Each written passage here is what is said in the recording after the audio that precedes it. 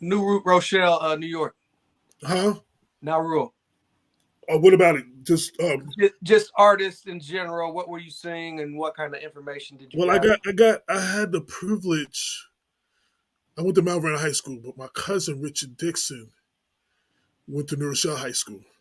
Richard Dixon is Puba's cousin, Maxwell Dixon. We're on different sides. I think they're on. He's related on the father's side. I'm related on the mother's side, something like that. So me and Puba officially are not related. You know what I'm saying? But hanging out, I got to see Max and his cousin Todd, Doctor Who, way before the world did. Like in the park doing routines. Like they actually had a routine off the Abbott and Costello Who's on First. Mm. Like it was dope. They would do that and kill a party. Like it would kill like a battle. Just like that was one of the things.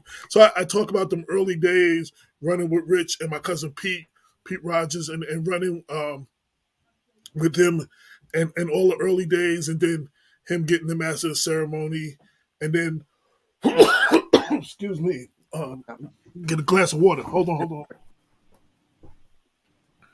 Sorry about that. I always keep No water problem. by the thing. I'm just coming out of I had surgery recently. I had a hernia in my stomach.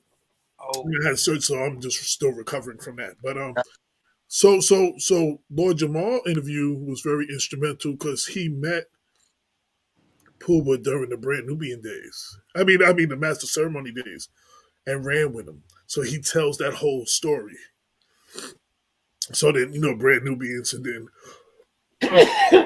Pooba by himself, which hmm which set off another chapter, hip hop and fashion, because Pooba actually Tommy Hilfiger blew up from a name drop in a song from, and I found an interview and the research from Tommy Hilfiger and his brother.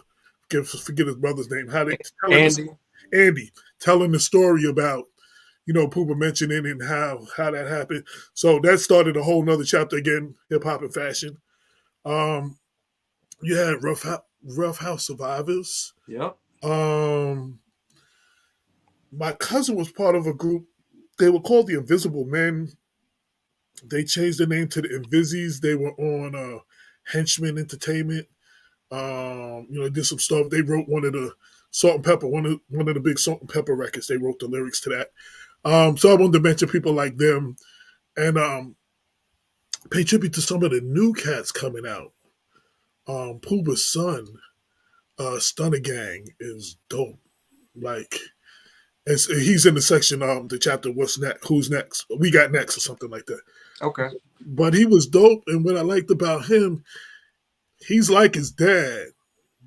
The hood favorite. Dude. But he got that swagger, but he's still today. You know what I'm saying? Like he got, but you could tell. You could tell that that's his son. You know what I'm saying? He got that same. What Pooba was then, he's that in the streets now. You know what I'm Right. saying? So I'm trying to think who else from. Um, I think I talk a little bit about Don Barron because he did come out with his album, a solo album, after Master Ceremony. Um, Vance Wright, used that was DJ and producer for Slick Rick, was actually living in New Rochelle, and Mount Vernon. He was back and forth. When before he talks about how he met Slick and all that stuff and all that. He was from New Rochelle. Little Kim actually lived in New Rochelle Mm. from the ages of like 8 to like 12 or something. And Okay. when I heard this, I had to look this up because I didn't know. I thought, one of my shout to my man Andre Songmaster. I think his last name. Everybody knows him as Songmaster. He actually passed. There was a 50th anniversary celebration in Lincoln Park in New Rochelle, and I was sitting there with him, and he was taking pictures of me with everybody, and I never got a chance to take a picture with him. And 2 weeks later, he died.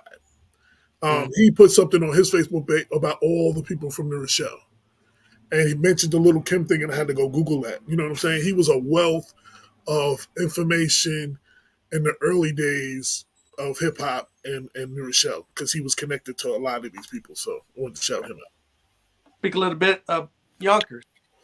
out. Yonkers is Yonkers calls himself the Lost Borough or the Sixth Borough. So with everything I do, I try to mix some history in there. So I learned this. In the 1800s, there was only one borough of New York City. It was called Manhattan. There was a referendum for Richmond County, Staten Island, Kings County, Queens County, Mount Vernon, and Yonkers in the 1800s. The other three, they got enough votes. Mount Vernon and Yonkers didn't get enough votes. So then there's four boroughs. What they did is they took part of Mount Vernon and part of Yonkers and created this new borough called the Bronx. So I got like all the history and the dates and all that stuff in there. So Mount Vernon and Yonkers, if the Bronx is the birthplace of hip hop, Mount Vernon, part of that is Mount Vernon and Yonkers. You know what I mean? So I talk about that. So I talk about, I saw a bunch of interviews. The internet is a beautiful thing. Case in point, I talked to Grand Pooba on the phone a few times, and we'll go back to Yonkers, but we never got time for the interview. Mm. But he was on Lord Jamal's podcast, so I was able to get everything I needed and just quote, give credit. Same thing with the Locks. I didn't really get a chance to sit down with them because it was just time wise and just couldn't get to everybody. But they had done a lot of podcasts, separate to individuals. So I got Jada and Styles and stuff from this particular podcast. They're like the blue collar rappers. They had a chip on their shoulder because when record executives decided to start looking in Westchester, they went to Mount Vernon, right next, one town over from Yonkers, and New Rochelle, 2-3 towns over from. So Have and Pooba and all of them are doing their thing, and the Yonkers is like, yo, what about us? Like, why y'all skipping over us? Um, After that thing I told you about the referendum and creating the Bronx, there was another referendum for the Yonkers to become the sixth borough, and there was even they were going to put the subway. They was going to extend the subway line straight into Getty Square, but the current Yonkers mayor at that time didn't want that, so it never happened. So they called themselves either the sixth borough or the lost borough. So they were like, yo, again, like Mount Vernon, hip hop has been here since hip hop's been here. People like JC from the Herculoids and Cool Herc. Um, he moved to Yonkers, and brought all of that with him. So there was a lot of early hip hop stuff going on in Yonkers. So, but they always had that chip on their shoulder because they felt. So the Locks were like really the first hip hop group signed. Like nobody really, really got a deal. There's a couple of underground records and stuff, and I have those listed, but nobody got a deal. Like, you know what I'm saying? Until the Locks, you know what I'm saying? That's well after Have and everybody else, you know what I'm saying, in Westchester. So, Yonkers, Yonkers is built different. I mean, I don't have to tell you, to quote Styles P, he said, you got artists like us, DMX, and Mary J. Do I have to tell you we're different? Like, Yonkers is Right. different. You know what I'm saying? So, Right. um, and there's a dude, an old school dude. His real name is Jerome Enders, but he went by the name Raw Rome, and he was a dope MC. He did a book called The Lost City of Yonkers, the Lost City of Hip Hop. Mhm. And he goes deep into like the beginning and what buildings everybody's from and what hood and connects it all together, the graffiti artists and all that. His book was sort of an inspiration kind of towards what I did for all of Westchester. So I I, I didn't want to get too much into that because he already wrote that book. So I just shared his book. Yeah, I just shared his book. Right.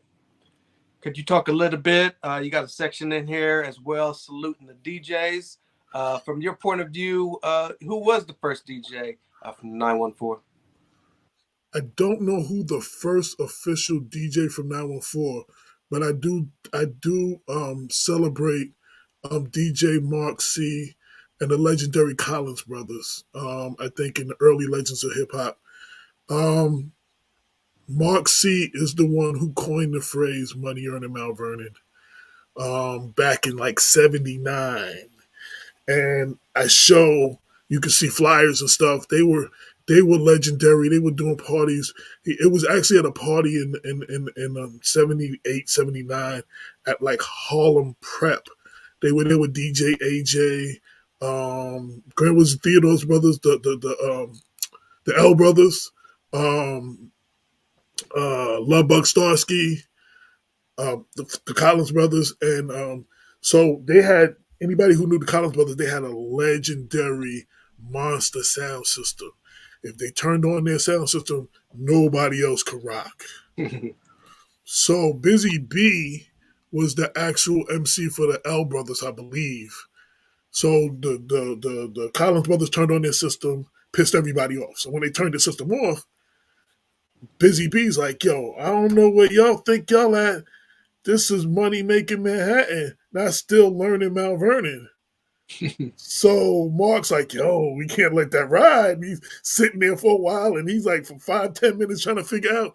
So they threw their system back on. He was like, yo, he said money making Manhattan. Money, oh no, we not still learning. We money earning Mount Vernon. He said that in 79. And then he had a group of girls that used to hang out. So they ran around the party. Money earning Mount Vernon, Collins Brothers #1. Money earning Mount Vernon, Collins Brothers #1. So then they would go do parties in Philly and Jersey and Connecticut, and these girls would be in the parties, and they would be running around Money earning Mount Vernon, Collins Brothers #1. So they were definitely. I wanted to show like we had thorough DJs even back then. When all those other legends, we had DJs in that too. They may not be the first, but they are definitely one of the early ones that are. And then you have the Smith brothers. I don't know much about them from White Plains. And Mark Collins says they might have been even more thorough than him. You know what I'm saying? So that's a big compliment coming from him. Right. You also cover graffiti in this book as well. There was a legendary group when I came back out here for high school, TGF, the Graffiti Force. And two of his members, Leroy Mack, LM444, and Alex Farrow, Rembrandt. His tag was REM 311. When he decided to use that name, Rembrandt would have been dead. The artist Rembrandt would have been dead 311 years. So that's what his. They were known through the five boroughs, respected like by all the graffiti artists, not just in Westchester. So I definitely wanted to show that there was early hip graffiti in Westchester, and I actually was in a. You know how you're a member, but you're not one of the official members, but you're still down with them. That was me, and I got my name AJ Rock from them. There was a guy in my commercial art class in high school. His name was AK Rock, ROCK. He named me AJ Rock, and so it was AJ ROCK. Then there was this other dude who I interview in the book. His name was Daryl Rhodes. His real name was DEROL, but his graffiti name was DEROC, Derock. It's the first time I seen the word rock spelled without both the C and the K. Mm, But you can't bite, right? So right. his was C, so I dropped the C in 83 for originality. Mine became ROK. That was one of my rhymes. So I was like, I would say that I dropped the C in 80. So between the two of them is how I got the name AJ Rock, and I lived on 11th Avenue, and again 4th Street, where you got 4th Street Playground, and when you cross the street, it turns into 241st. So that was my AJ Rock 241. That was my graffiti tag. So I basically walked through that whole thing and how I got my name, and I celebrate them, and I interviewed Daryl a little bit, and to respect the graffiti. You go to some graffiti sites, I think like 135th something. It's in the book. The actual site and everything. He's in there. Those two are in there. Very dope. Now, not only did 914 produce artists and graffiti artists, DJs, you also had some top hip hop execs come out of there, right? Yeah. So this is funny. I was like, yo. Somebody asked me why Puff's not on the cover. First, it was artists and stuff. You know what I'm saying? Because that's really what it was. And he's not really an MC. And there were stories and everything, but I could not mention him because he empowered and employed so many people from Westchester. You know what I'm saying? So I found a place for them in that, the hip hop executives. Then you had the Rough Riders who were Wadi and the sister Siobhan, who actually early on grew up in the building that Kool Herc lived in the early days of hip hop. I think a floor or two below or above them, above Herc. So they got all that early stuff they were getting, right there in the building. So that's how they moved to Mount Vernon. The brothers did that. I don't know about Siobhan. And then they started Rough Riders, and he talks about how they met with Hev, and Heavy D gave Wah some of the best advice. He was like, "Yo, just get you a dope rapper and put out, you need one hot rapper, and you put out some dope music behind them and build your thing." And basically, that's what they did with DMX. So he credits Heavy. So I got them in there. I'm sure there are others. I just can't remember the names of some of the others, but those. So I got a little section on hip hop executives. Yeah. Also, some designers came out of 914. Can you speak on that? Yeah, well, you had the Shabazz brothers. You had yeah, I got it was so much. There's so much in my head that I can't even think of everything right now. I actually got to go to the table of contents. Groovy Um, Lou. um, Groovy Lou got his start working with Hev, running around with Hev. I think, and he tells the story, so I guess it's okay because he's told the story. I guess he was running around with them, selling weed to the rappers, like he would run with Puff and them. And something, I don't know how it came about, but he eventually he ended up styling some of the artists, and he becomes the main stylist for Bad Boy. And then you have what's the name that worked under him? Mike B, who's considered the Prince of Fashion. He's from Greenberg. He actually came up under Groovy Lou. Then you had Misa, who was she was like a stylist or whatever for Little Kim and so many other people. She's from Mount Vernon. You have Chris Latimer, who now owns the AACA, the African American Collegiate Alliance. But back then he worked for them. He was responsible for you seeing it on Martin in the videos on Def Comedy Jam. He was responsible for that.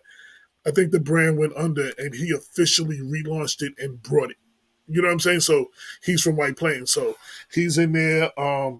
Brother Arthur, a lot of people know. First off, he is the head of Mosque Number 7 in Harlem.